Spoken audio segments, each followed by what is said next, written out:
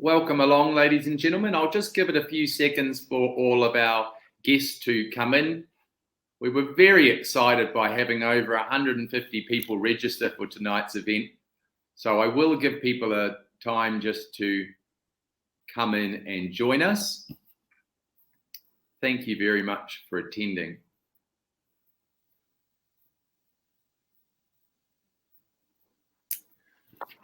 Well, welcome along, ladies and gentlemen. This is the very first episode of our Into the Classroom for 2022. The Into the Classroom series is where we go through and celebrate the wonderful experienced educators that we have across our 3 sub-schools. It's an opportunity to talk to our teachers and our educators about what they actually do every day, what they're most passionate about, and how they affect the lives of the children that attend our school. This evening is no exception, and I'm very excited about having Anna Bray joining us. She's our head of Year 10. She's an absolute expert around the IGCSE and teaching years 9 and 10, and she has done a remarkable amount of work about introducing how our school uses feedback effectively. So with that, welcome along, Anna. Thank you very much. It's lovely to be here. Now, I've got this wonderful slide deck that we've got, which you've got a few ideas on. I want to put this up. The very first one that I've got is a slide with 3 gorgeous pictures, and I'd like you to talk us through it because it gives us a bit of a what's important about your background and a bit about your journey to AIS. Okay, so we've got me graduating. That was actually from my master's. My first degree was in psychology and law.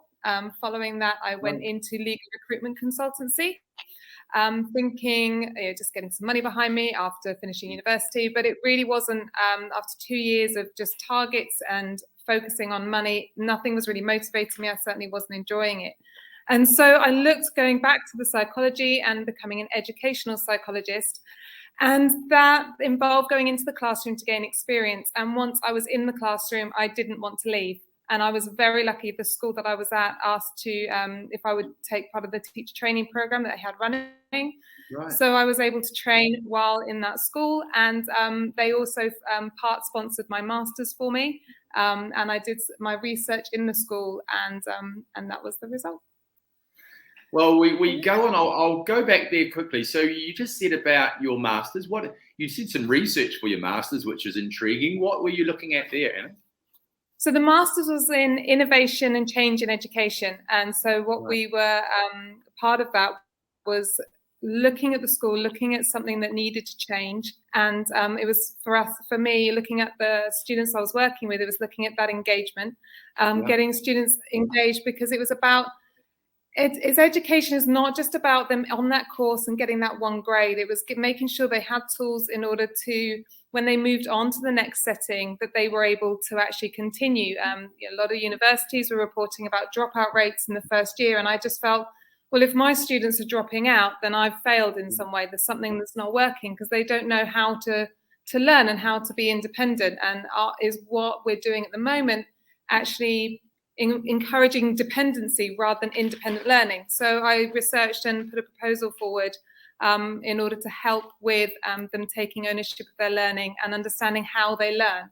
And that was the focus of my research, which very much has influenced what I've been doing here as well.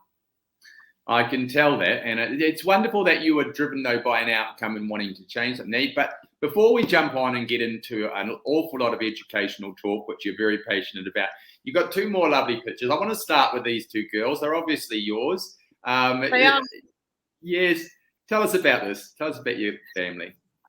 These are my beautiful daughters, Emily and Jennifer. Emily is 7 and Jennifer's 4. They are both here at AIS and absolutely loving it. I think the best way to describe them is chalk and cheese, but thick as thieves. They are very different, but absolutely drive me crazy. This was taken just as I managed to convince Jennifer not to wear the Nemo outfit for Chinese New Year, which she still took with her to the classroom. So she negotiated that she would wear the Chinese dress under the Nemo outfit. So, there's an absolute connection there, I'm sure, in her little mind. And I love that. It's nice. They look very close, which is gorgeous. And I'm sure as the years they'll get closer too. Yeah, the next one we've got, though, is we've got a TED Talk. looks here. Yes, so this reflects very much my values and my purpose when it comes to teaching. It's a TED Talk that I go back to every now and again when I'm feeling like, am I doing the right thing, or I just need a refresh? And it's Rita Pearson, who's an incredible educator, very passionate in the US. And what she talks about is that idea of relationships, these positive working relationships with students, and about how important self-confidence is. And showing them that you are confident in them gives them self-confidence that they can go forward. One of the things I say to my students at the start of a course and throughout is that I don't want them to say to me at the end of the course, Mrs. Bray, I got my grade because of Mrs. Bray. I don't want to hear that. I want to say, I got my grade. I want them to own it and them to know how they got it. So when they move on, they know how they've learned and what they can do when they hit the next challenge, and that it helps build their resilience. Yes, I think Anna, though, a very passionate educator, so I think Miss Bray would have contributed quite a bit to that, just because of the passion. And like you just said, though, wonderfully, their relationships. And that relationship, which obviously shows a lot that you care, which the kids will pick up on, and that drives them further. Let's go a little bit further, because now that we're into AIS, this ties a few things that you've already said together. You talked about your master's being about making change, and then you wanted to teach the children to have the actual tools to learn. We just think they know how to learn, don't we? Or they know how to go forward, or get an assessment and make an improvement. Now, we're all adults and we've perhaps learned that, but they're 14, 15-year-olds. So that moves us on to this delightful slide that's got three wonderful things. Let's start with the hearts and student engagement. Talk us about this. So this is this idea, when we focus on student engagement, sort of what do we mean by engagement? And it's about them being active in the process, active in the classroom, active in what they're doing outside the classroom as well. And engagement, we've got this multi-dimensional construct. It's not just them doing the work. It's not just them complying and doing as they're told. It's actually, we can look at it in a range of different ways. We can look at their emotional engagement, how they actually feel about school, and their social engagement's important as well. Sort of how much are they participating in some of the extracurricular activities. And those things, when I was doing my master's in the school I was at, that was certainly an area that we had to look at, because it really, if they feel involved in the school and part of the community, they're more likely to stay and to continue their education. But in our AIS, we have that. So the green ticks represent that we really do have this behavioural and emotional engagement from our students. They're generally happy. They take the CCAs have now started opening up, and the uptake we've had has been fantastic. You know, the students want to get involved. What I've noticed here, though, is that there's this gap with cognitive engagement. They want to learn and they want to do well, but they don't always know how to.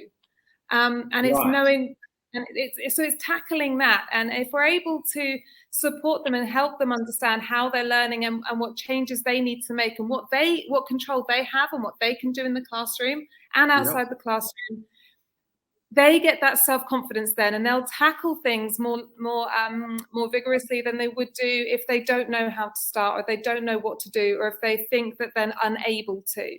It sort of helps build a growth mindset when we look at this engagement. And Hattie, back in 1992, was talking about this feedback and saying how important feedback is to students. It's the thing that makes the most difference. So over the years, we've focused so much in teacher training about quality feedback, the different ways we can present feedback, what needs to be in the feedback, and how we can help students, what we communicate, what we say that they need to do to improve. Right. However, there's a bit of a gap from that. And this is what we've been working on now, is that we present this gift of feedback, we give it all to the students, but we're expecting a change from the next assessment, but we're not necessarily, are we working on how they engage with that feedback? Right. And that's what we need to look at next. And and the University of Edinburgh talks about this seismic shift, that feedback is part of it. It's the gift you give, but now it's about unpacking it. And it's getting the students to work with that feedback, and in order to make the change, so they understand what we've said. And it happens when you teach, and it's the same with feedback. You present it to the class, you present one task to the class, And you will get 20 different responses to that task, because every student comes with their own story. They come with their own, own experiences, own backgrounds, and they will interpret everything in their own way. And it's the same with feedback. If you present two students with the same, so they've done an assessment, give both of them a C grade, one of them's going to be like, oh, that's great, because I worked really hard and I'm really glad I've got my C, and be really happy. The other student can just be in tears in the classroom, and you just like, they've got a different experience, they've got a different expectation, they've got a different understanding of what that means to them. So what I do now is looking at that, actually spending time on working with them about what that C grade means. And it's like the grade, it's kind of not so much of the focus, it's more about what's written. What have I written on your test paper that tells you what's gone well, what you need to work on next? And it's then once they understand that, that's when they can start making the change, because then I'll talk to them, how can we approach this next time? What do you think you could do differently? And it's those sorts of questions and conversations that start actually facilitating the change, because they can see that they can make the change once they've broken down the feedback and engaged with it. Listen, I just jump in there. There's lots of great things that you've been talking about there. So listen, you're right. So they're getting the feedback. Let me picture this. IGCSE's over 2 years. It starts in year 9, goes through. We've got 4 terms of work, and then we go into year 10, and it accumulates. So they're getting a lot of assessments along the way, a lot of tests or maybe assignments, but they do go back to it because they've got quite a big exam piece at the end. So they do revisit what they're actually doing. So this is why it's really important for the parents listening. So the students, let's just picture it. I'm going to say, because you were lucky, you said to me when we talked before, you were so delightful when I had a chat about you coming on here. You said, I'm so lucky I get to hopefully follow my year 9s up to year 10. So you followed the whole year group, the whole court, because you are head of year 10, which we're lucky, but you followed them from year 9 up to year 10. So let's just go back to a little, I don't say little, but a year 9, term 1. They get this piece of assessment. They get this feedback.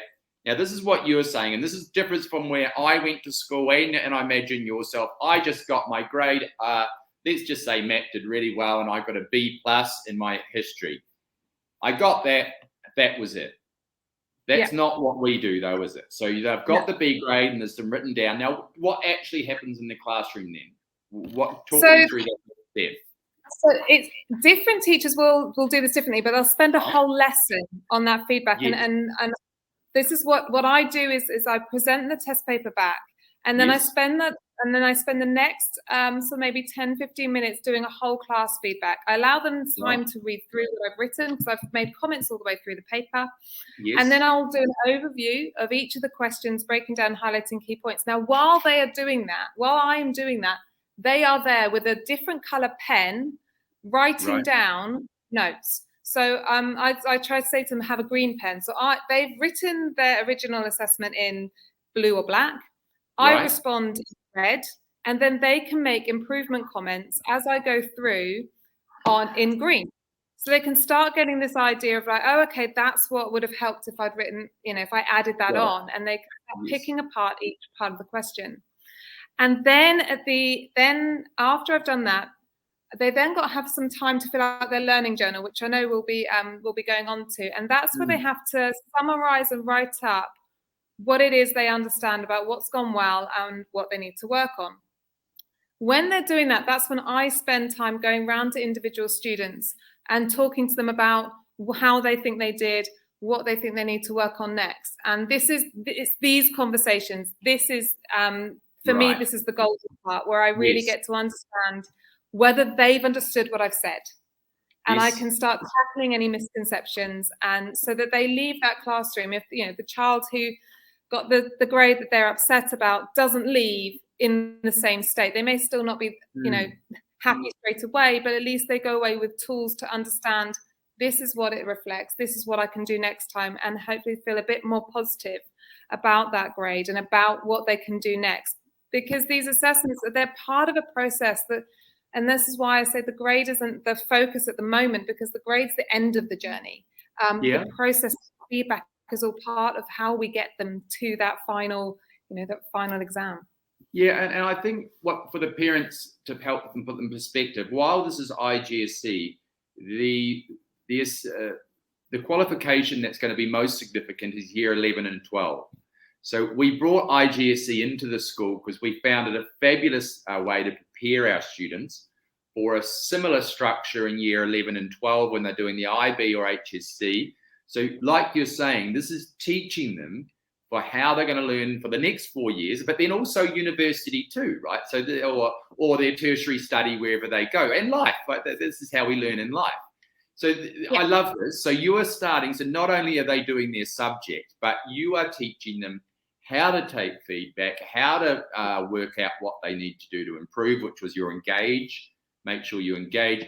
But then I really do love this. Now, it's all very well engaging, but I want to see change. Now, that's the goal to me. So you've done the feedback, you've done this here. Let's go on to this next part, because you've touched on learning journals. You said learning journals. Now, for the parents watching, this is a template, so don't look too closely. It's just an outline. Can you talk us through this now? Because this is the change to me. This is the glue, I think. Yeah, this is the platform that we're using to actually gather for students to gather the feedback. So this is a spreadsheet that is it's on the Strive classroom. So it's gone through the Strive teacher puts it on the Google Classrooms for their students, and then they'll work with the students throughout the year. This is the term 1, and they've got different tabs for each term. What they do at the start of the term is set actions. And this is about thinking about what they want to work on and making small changes and as an action in order to work towards what their end goal is. So where do you want to get to? You know, and last year when we looked at this, we had it as goals, and I've changed it to actions because goals are often it's sort of more of an abstract concept. Oh, my goal is to get an A in this subject. Well, that's great, but what is the behavior you're going to do in order to get that A? You know, and study harder doesn't quite cut it. You need something really specific. It can mean, you know, 15 minutes every other day going over my key terms for whatever subject, you know, science or whatever it may be. And so it's really specific actions. Now, throughout the term, they will do their assessments and they will complete this learning journal in the feedback sessions that the teachers deliver. So by the end of the term, this would all be filled with the grades and the feedback. And the feedback is the most important part. When it comes to term 2, they then use that feedback to create the next term's actions. So that's the key, is that they use the feedback that they've been given, their understanding of the feedback, in order to target their behaviors, to think about those behaviors for learning that will actually make the difference. Right. I love that. Listen, and a wonderful thing that we've got now, Anna, is that one of the parents has just typed in a question. I did forget at the start to say to the parents, this is wonderfully interactive. So yes, they certainly can type them down.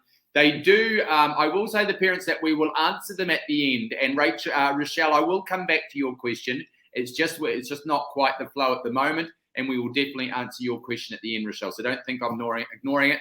To the other parents, please type away. We will work through them at the end. We're going to have a decent amount of time to have a chat.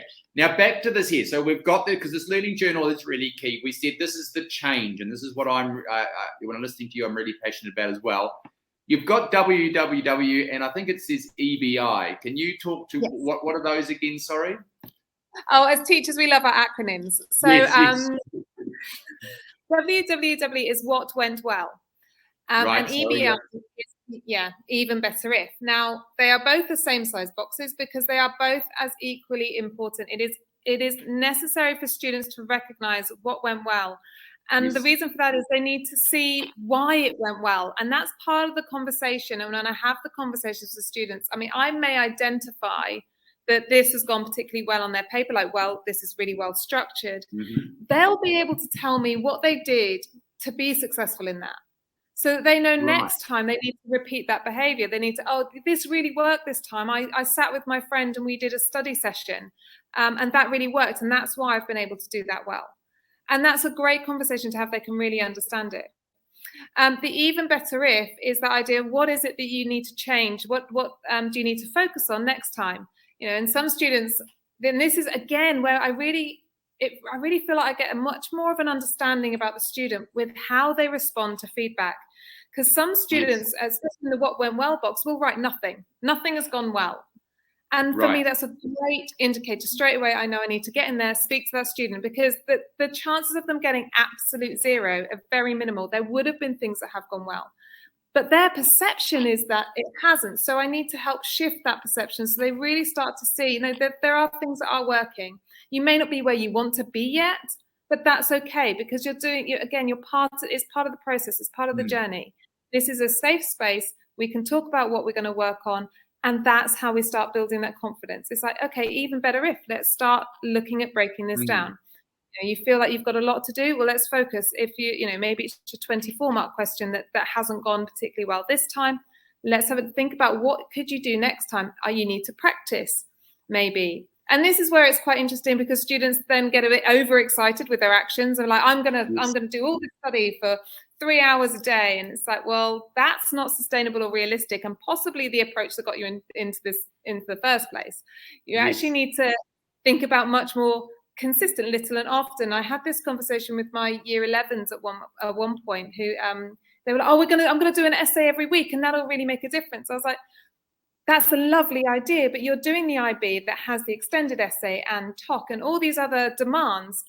Break that down into one every 2 weeks. And over 2 terms, you still get 10 essays over those 2 terms that you can revise from, and you would have had feedback on, but you haven't set yourself up for failure. You haven't set yourself for a goal you won't achieve, because if they try and do too much, and it's basic psychology, we all do this when we try and have go on a diet or anything like that. And, you make these big life changes, you don't keep them. They don't become habit. They're just really hard to do, and they take a lot of concentration. And then the chocolate bar is right there on the table. You have one and that's it. Your diet's done. And you just give up straight away. It's the same sort of thing. It's got to be a much more smaller change that can become a habit. And that makes a big difference. I love that. Yes, I've never tried the diet myself, but I imagine that would be a frustration. I just don't bother, and I just think, oh well. But yes, so what you're saying, and it is about change. It's about making a pattern and then making a behaviour. You did right. So practicing something small, going back to it. The other day when we were talking, you had some quite nice examples that students had of some of their goals that they had set. And what I always thought was when they were doing, well, you said it was actions, not goals. I love that. You said, let's not put a goal, let's put an action. And I really loved that and went, terrific. But these actions that this child that you were showing me weren't like, oh, I'm going to study this bit, study that bit. They were like you talked about. Can you just give us a bit? I know the parents don't have it, but can you just go back to some of those things that the students actually do put? Yeah, it's really interesting with this one. Do stop me if I start wittering, but with this learning journal, it's often it does look like an academic tracker. It does look like, oh, it's just about grades and that's it, and it's just about being organized and setting my assessments. Actually, the purpose of this and the point behind this is actually a well-being side to this. It is a blank canvas for students to make personalized to them, and they actually, because it's completely about them and it's theirs, they do get very personal on the learning journal, and they will say things and tell and put things on there that they may not actually say out loud in a classroom, but you really do get an understanding of how they're feeling. And also it can highlight if there's a student that's got struggles that are maybe not necessarily academic, maybe more on the well-being side, and so I can actually get to know them on that side as well. And that can be in their engagement with feedback as well as in their goals. So in the one of the students, she was very high achieving. One of the journals I read was A's and A stars all the way down. And so you think, oh, well, the even better ifs is going to be quite blank, but it wasn't. She'd actually written quite some really lovely things, but so reflection again on the work processes. She'd got these amazing grades, but she recognized, and this is the age of like 14, 15, she recognized it was at a cost. She had been really highly stressed. And she said, even better if I manage my stress better next time, if I didn't get so upset before the exam next time. And that was really lovely, because then it's not about the grade. It's about her recognizing that she needs to work on herself as well. And then we can step in with support and say, right, you know, you need help with this. What can we do? How can we help in the classroom? Is there something that you can work with the school counselor about in terms of managing your stress? Is there something, you know, what can we do to help? And it was a great thing that we could step in. Whereas other students will respond with much more practical feedback and say, this is what I need to do next time. Even better if I work on this particular type of question. So it was really lovely to see how they responded, and to have what we've got there is all the subjects on one document, so that they are able to see across the board if there's a pattern, and we can see it as well. If I say to my students, right, get your learning journals up, it's their document, they own it. They can see it. I have them show me in the classroom, so I can read it as well, and I can see what other teachers have, what they interpret other teachers saying about them as well. And again, this can show us a pattern, show us an understanding of the students that we haven't necessarily had before and seen across the board before, especially with COVID, where we've been so restricted. This allows that seeing. Now, you said about the goals, and they come up with some wonderful ideas with this. Again, it's because it's down to them. Their feedback is personal, so their goals are going to be personal. They're not generic. And some of them will say that they actually need to practice clarinet for, twice a week. Some of them, they recognize they need to embed exercise once a week. Some of them it's 30 minutes less screen time, because they're recognizing on their mobile phones for however many hours in the evening, which can really impact, and they're recognizing that's affecting their sleep. One student, which I absolutely loved, there was a girl, she was having a difficult time at one point. And so she put in a goal, try something new. And I was like, well, that's not very specific.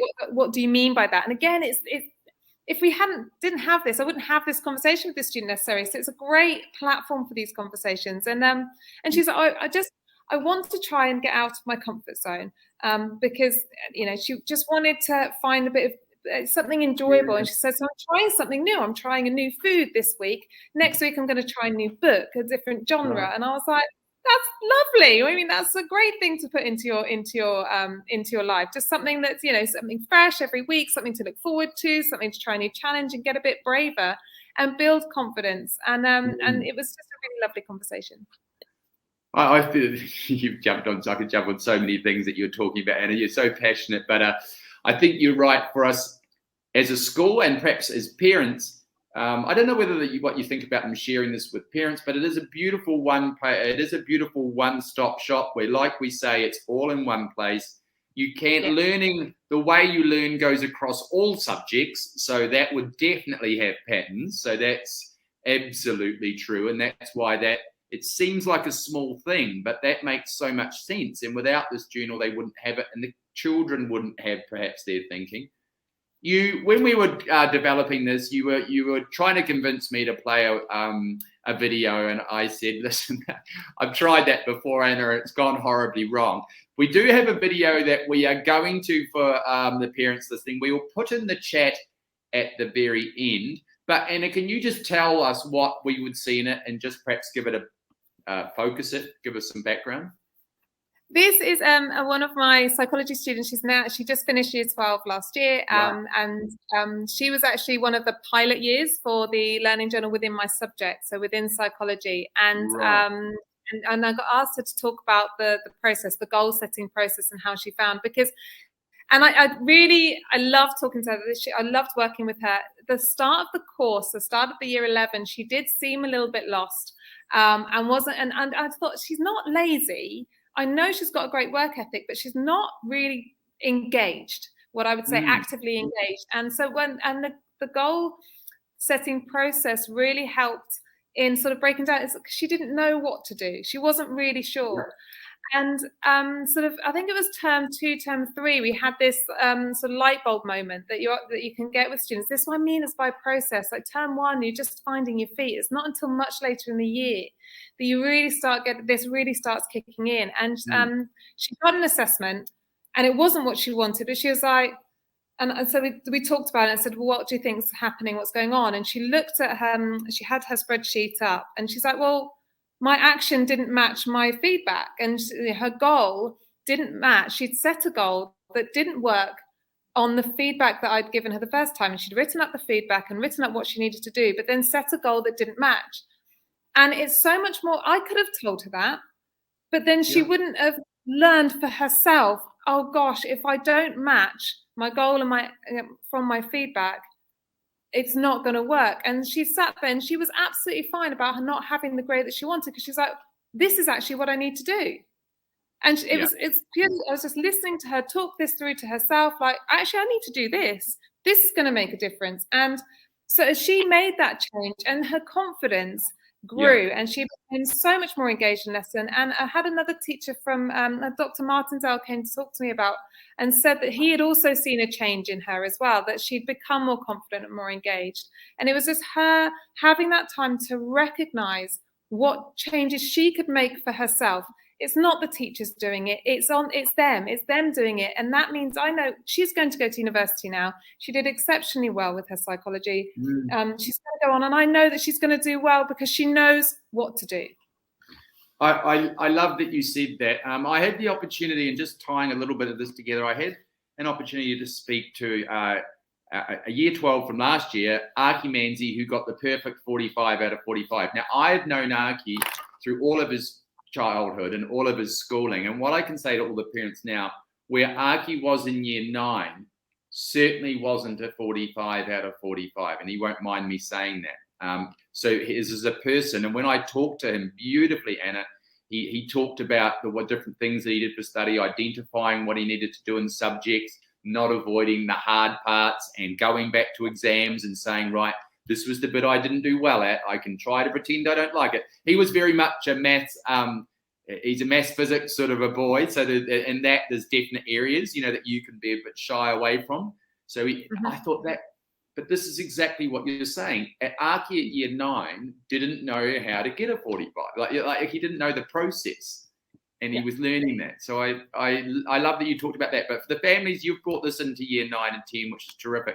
Let's go on to now, because we've got a lovely, I've got another question there that I will come back to in a minute, and we can talk to as we go through it. And it kind of answers this. But let's talk about being successful in IGCSE, right? Let's talk about what they can do. I love the 2 squiggly lines. Talk me, what do they mean? I think I do know, but I'll let you explain it. It is this, we often forget that, like you say, when we look back at things, there's often this rose-colored glasses that we have this view, and it feels like, success, it's an easy path. You've just got to do certain things and it'll all work out well. It's a smooth ride, really, as long as you work hard. But actually, no, we do take dips. Things get in our way. Things smack us in the face, like a pandemic. Anything can come along and take us off our path. And so when we're constantly trying to get back and figure things out, and we'll make mistakes. We're human. Of course, we're going to absolutely make mistakes along the way. And it's going to feel sometimes that we're going backwards before we actually make any progress. So it is a lot longer journey than we think. And I think that's one of the things is I try and tell students the assessments that we do, they're all part of that learning. So we're always looking further ahead, and maybe by the end of IGCSE, they're still not quite where they want to be, but that's okay. As long as they learn along the way and they recognize why they're not quite where they are, then they can move forward. In terms of, go on. You've got at the bottom there, the one that sticks out to me, know your people. Yeah. What do you? I've got to hear about that. What do you mean by know your people? So this is, I looked at, there's so much information out there about how to be successful in studies. And I think it's really hard and overwhelming as a student, as a parent, like where do you actually start? So these are the 5 things that I recommend. But know your people is about recognizing, being honest with yourself, who is actually your champions. Sort of Rita Pearson says every child needs a champion. Who are the people that are pushing you forward, that are there to support you, that celebrate your wins with you? Not necessarily the people that are like, if you do well in an assessment, they go, oh, well, and there's that, they bring something away from it. Someone that goes, oh my gosh, that's amazing, well done, you worked really hard for that. Someone who celebrates your wins. Also someone who's there in your losses. Someone who understands, like, yeah, I can see why you're not happy about that. And also recognizing there are a lot of people around to support you. One of the reasons why I love working here and what fits with me really well is the well-being team. And we actually have a full well-being team. It's that idea that and Bradford talks about this idea that happy, healthy, safe. That's what we want for our students. If you do that, if students are happy, healthy, and safe, then the rest follows on. Unless you've got that, then you're not going to get the success in academically. And so we have a huge well-being support. Now, the advantage of that is because as much as I'm head of year, I'm quite protective of my year group. I want them to come to me. I do recognize I'm not going to be the right person all the time for every single student. I try to be. But some students other people work for them better. And we've got well-being coordinators. We've got, Duncan Rose for our particular year group, who's absolutely fantastic. Bernadette Ward does the years 6 to 8. And she was actually really, really involved with the Learning Journal and really helped me with the development of that. So, the idea that when we look at these things, we're not just looking at the exam years, but, we're looking at learning throughout, the secondary school. So we've got these extra people to support. We've got our beautiful counsellors who just are very warm and welcoming and just provide safe space and another person to talk to, as well as the Strive team that we've got. My Strive teachers, they're absolutely fantastic, provide support. And you've also got your subject teachers. There'll be some certain subject teachers that you just connect with. And they will feel that too, and they will want to be there for you. So it's just saying to students, reach out, know who works for you, know who you feel comfortable with, and use that support, because actually we all want connection. We all want these relationships and these positive relationships. So if you say to someone that I need help with it, help is there. I love that. You've touched on a few more things. Like the terrific thing is, like you say, we've got the counsellors there. There is I think the year 10s would be absolutely blessed. All of them can come and speak to you about any of these things. You've got a couple of things. You've got 2 here. So you say, keep it simple. Keep it so simple. I've heard a different, I'd much rather this one. I've heard another example of this KISS, but let's keep it so simple and get organised. Yeah. What do you mean? Come on, what should they do? If you had to say to a parent, what do those 2 things mean? So it really is about what happens, I think, with students, and I'm sure we'll see this when it's term 2 and the mock examinations for year 10. Mm-hmm. Students tend to sort of just coast along, do their homework when they need to, and then exams hit and they're like, oh, I've got to do all this study. Keep it so simple. It's just about finding something regular every week or every day that you can do. That means that when the work does hit, you're not scrambling to find time. You've already found it. You've already allocated it.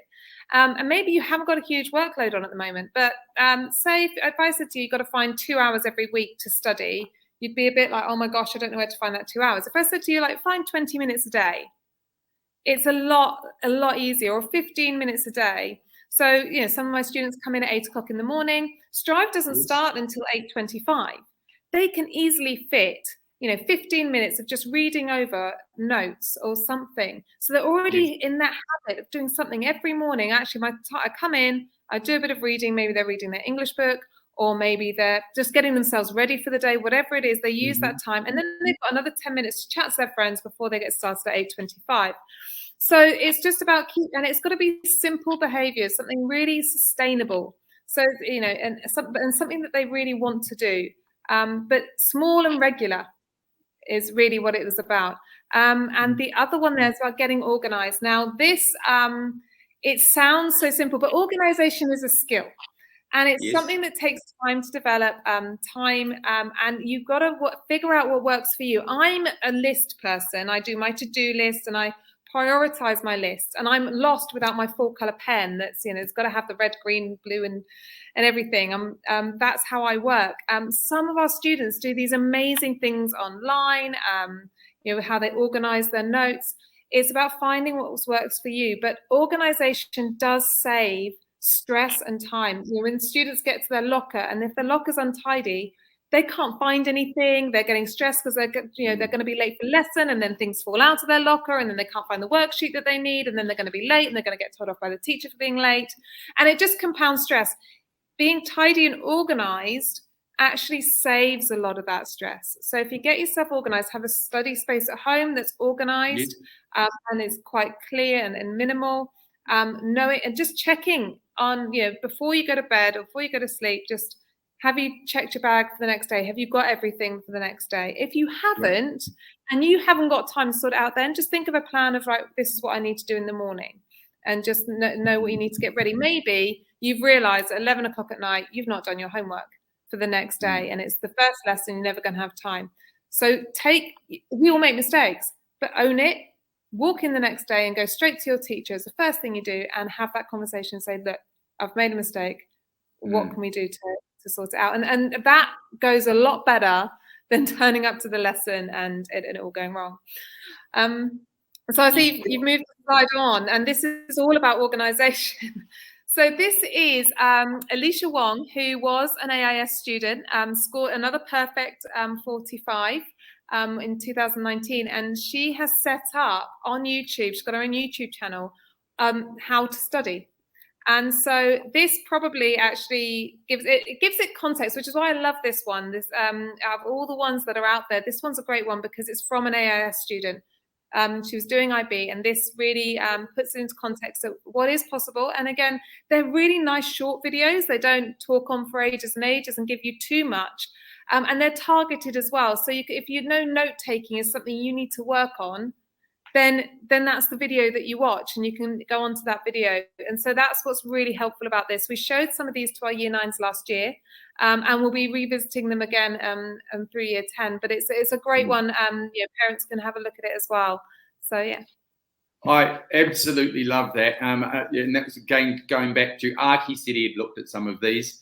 And I think Aki actually could have said some really nice ones, because everything that you're saying, when I asked him about what was the key to his success, he said exactly everything that you've talked about. He had his own timetable, which not everyone else necessarily knew that he was up to, but he had a really strict timetable. He allocated what went on in that time. He didn't just put science, he put the topic. So he knew that topic there was this. He knew that if the exam, what I thought was great about Aki was he said, he was doing 6 subjects. It is IB. It was, and IB is quite challenging with that, as is IGSC. But he worked out the subjects that he needed a bit more time in. I've got this one here, okay, but this physics, I can't just give it 1/6 of my time because I need to put some more into it. And I love that, right? Because he's got 6 subjects, but he thought, no, this actually needed more, and that's the unpacking. I think we'll go on to questions, because I've got lots of questions to myself that I want to ask you. The beautiful first question, and I'll go back to, because it's just what we're talking about. Emily talked about this one. She said, what can Year 10 students do to improve, and you've sort of answered it, the way they study at home, make it more effective? Does the school provide any support with this? And she's got brackets, planning, organising, how to prepare for an exam. I'll be quiet and let you talk, because there's lots of answers. Yes, we do provide support. I think what students need to do, the first off is actually just recognise where they are, accept where they are, and it may be not where they want to be yet, but have that acceptance. Right, this is where I am right now, and what this is, and then think about what they need to do to make the improvements. And making study more effective doesn't mean doing more study. Yeah. It's actually looking at their timetable and looking at their whole day. Where is it they're studying? Where do they find them most effective? I had a student in my office the other day still saying, I'm trying to study at 11, 12 o'clock at night, but I'm realizing I can't because the next day I'm really tired. I was like, exactly. So let's shift that time. That time you can't be awake at that time. You need to be getting some sleep. So let's find, this time instead is actually where you can actually get some study done. And so it's about moving and looking at making it more effective. So having a good study timetable that you have up on your fridge or in your bedroom is great if the family also know when you're looking at studying and things as well. Yes. So we need someone that holds us to account as well. We can be a bit lazy if left to our own devices. And so having like an accountability person, someone who goes to this timetable says you're meant to be studying right now. Like, why aren't you? Are you okay? Do you need help with something? Do you need help getting started? So that can be really helpful, having that schedule so that they can see what they need to do and when. It actually takes away a lot of sort of cognitive load as well. If it's already there for you, organized, you already know what it helps save, rather than thinking, oh gosh, I've actually got to try and do this, but I'll do 3 hours this night or 1 hour that night. Make it a bit more consistent. In terms of what the school, No, carry on. Okay. In terms of what the school provide, we do this all the time. So in terms of, but if you're looking at an overview of planning and organizing, we did it through the Year 9 Strove program, and we will be revisiting in Year 10 about getting organized. They're doing their learning journal. So they've set their actions already. So again, that's the idea of planning and preparing.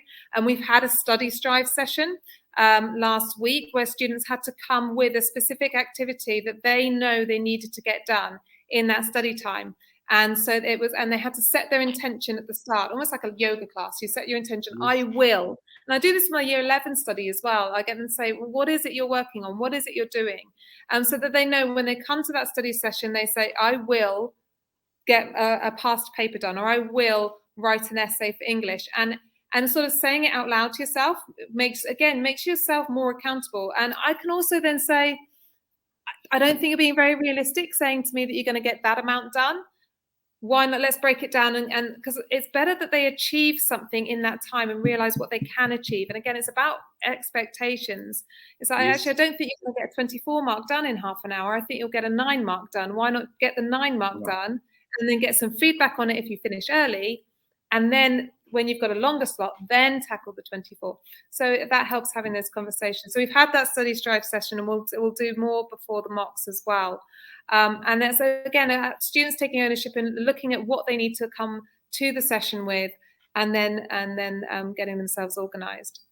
And we also, I'm happy to work with any student anyway, in terms of support, Strive teachers, and actually subject teachers as well. If subject teachers are more than happy to work with students about getting organized and about anything that, any questions they may have about how do I study for this, what do you recommend as well.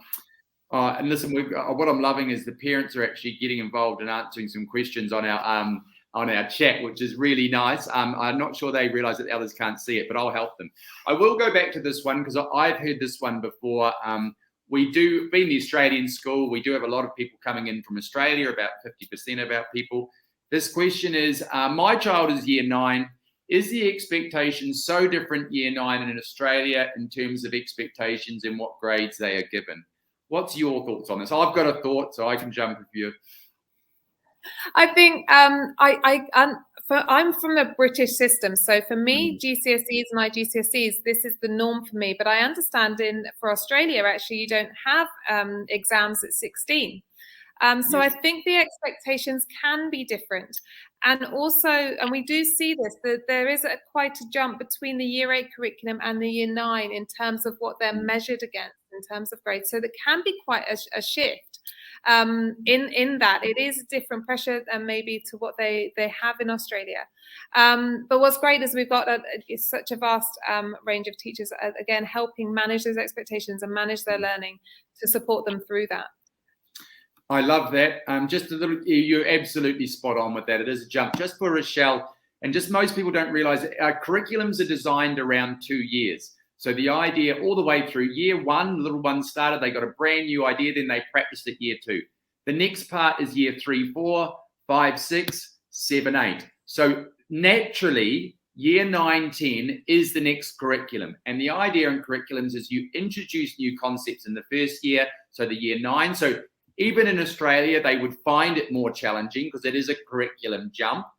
Year 10, they are starting to practice and feel more at ease. Now, all our Year 9s will jump into the IGSC. Yes, there will be some challenges. What I can assure you, Rochelle, though, is I've met almost every Year 10 at the end of it, and they are much more prepared. They feel really grateful for the experience, although it was challenging. And sometimes when you get a grade that's lower than what you might have been getting in Year 8, you can find that quite challenging. And what I mean by that is perhaps you were a strong A student and all of a sudden you jump into IGC and maybe you're getting a C for the first time. That can be a challenge. It can be a little confronting.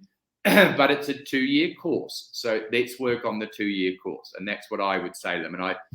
And again, Rochelle, IGC is important. A really important one is our year 11, 12. So think about IGC as preparing the students for the learning part. Does that make sense, Anna? Does that feel right to you as well, what I was saying? Yep. I've got this next question, which we've kind of got.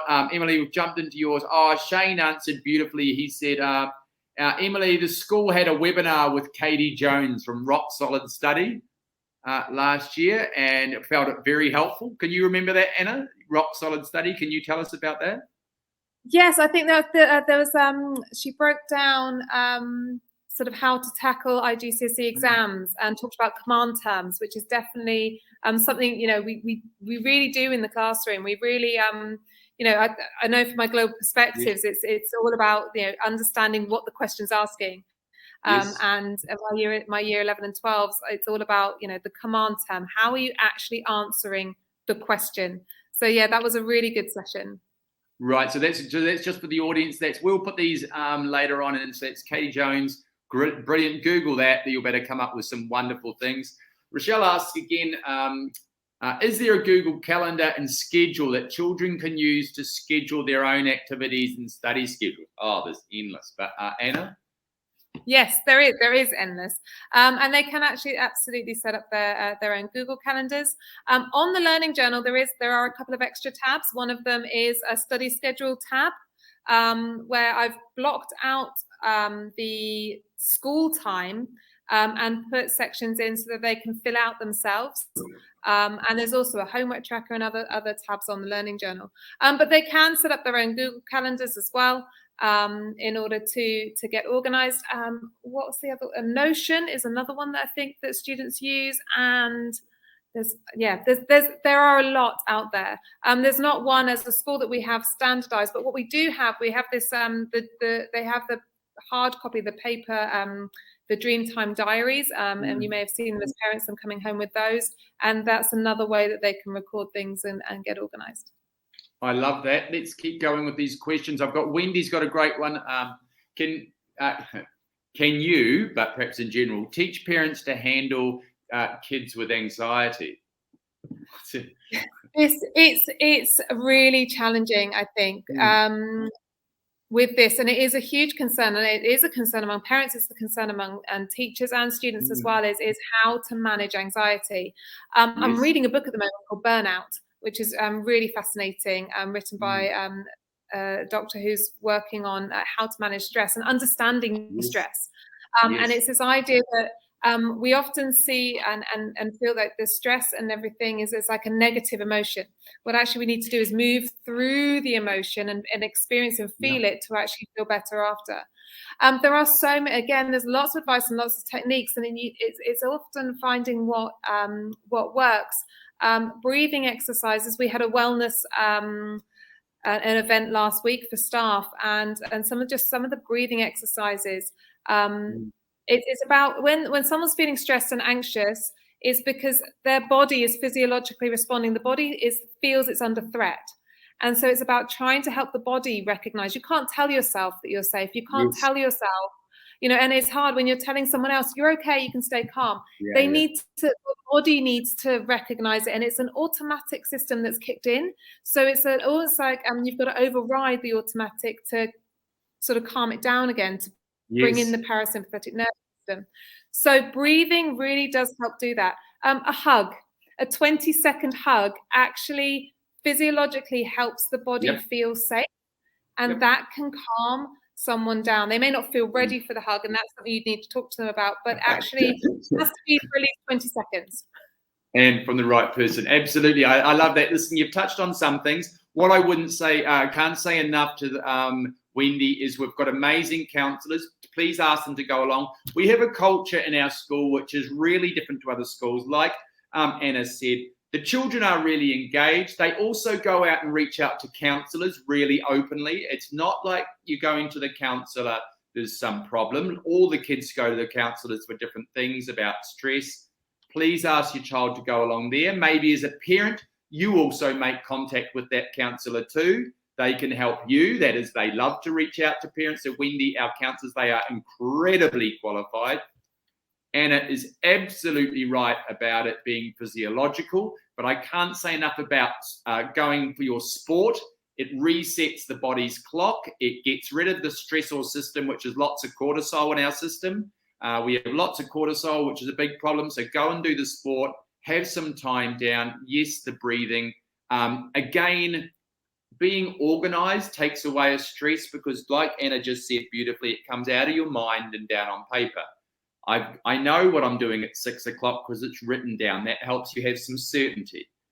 I know tomorrow I'm doing this at 8 o'clock. I've got some certainty. I'm not trying to hold it in my head. I've got a plan. Let's see how the plan goes. It might not go as well as we think, and it might need to be changed a bit, but the world's not going to end, which is beautiful. Emily, we've got here another one. Olivia's asking, why don't the children start the curriculum at year 7? Listen, it would be a natural thing. We are the Australian school. We have the Australian curriculum. It follows beautifully through for the children, year 4, 5, 6, 7, 8. It does a superb job of getting them ready. It's just that it's a curriculum jump, and we just find the IGSC, Olivia, is where we think prepares them best for that next step. So we've had that internal debate many times ourselves as well. We've got a new one here. We're almost getting close here. Rochelle again. My child is not doing year 10 as we are leaving at the end of 2021. He's an A student and needs to keep his A. I'm not quite sure, Rochelle, what the question is there, but that's okay. I've got attendees here. So AIS Events has just put in the Google Drive the lovely clip. Go and watch that. We've got a lovely thank you here from Shalantha. She's saying thank you, beautiful. Rochelle is saying she's a little bit worried about returning to Australia, given the IGSC is not relevant for Australians returning to Australia midway through this UK plan. Yes, but I think, Rochelle, don't be worried about that because, like Anna just said, it's the learning process and the subjects still line up. The maths is maths, right? I can tell you that. Science is science no matter where you are, give or take the concepts. English is similar as well. It's not exactly the same lineup, Rochelle, but they definitely will go back very prepared. So don't worry so much about that. It does prepare them, the IGSC. As an educator, very passionate about that. But go and, Rochelle, go and talk to Anna. Please, Rochelle, go and jump in and go and see her, and she will have a talk to you or find the right curriculum person, which will be lovely. Olivia, sorry, Anna, I'm just jumping through these. Feels like, sorry, what was Olivia?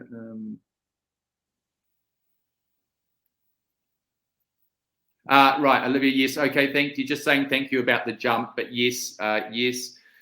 Colleen, does the learning journal only begin in year 9? Would it be for, you tell us that. Can you talk to us about that? It's gone year 7 all the way up to year 12. So it starts at year 7. So they will have that. And so if you just ask them, show me your learning journal, they'll be able to show you on their laptops. That is, and listen, what you heard then was, we're very lucky to have Anna because she tried this last year with her own classes, showed it to the staff, and they went exactly like she said. Bernadette, who's our pastoral coordinator, really helped roll this out. It was so effective, and the educators and Anna presented it so beautifully that they went, wow, this is what we want to do as a secondary school. Brad endorsed it and loved it and saw the great benefit. Anna, terrific. Beck Dale's finishing off. Thank you so much. This has been a very helpful webinar. I think, Anna, we are going to stop there. Thank you so much for coming along tonight. You are an incredibly passionate educator. We are so lucky to have you at AIS.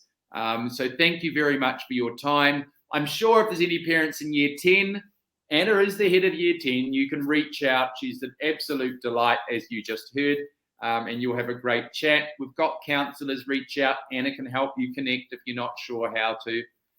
To our wonderful audience, and Anna, we've got a terrific audience. A lot of them are sitting quietly in the background watching. They haven't got a question. So thank you very much to our audience for joining. We are now going to end our webinar. Have a terrific evening, ladies and gentlemen, and thank you all for joining us tonight. We will send out a copy of this. It will go up so that you can go back and have another look and see what Anna was saying. So thank you all.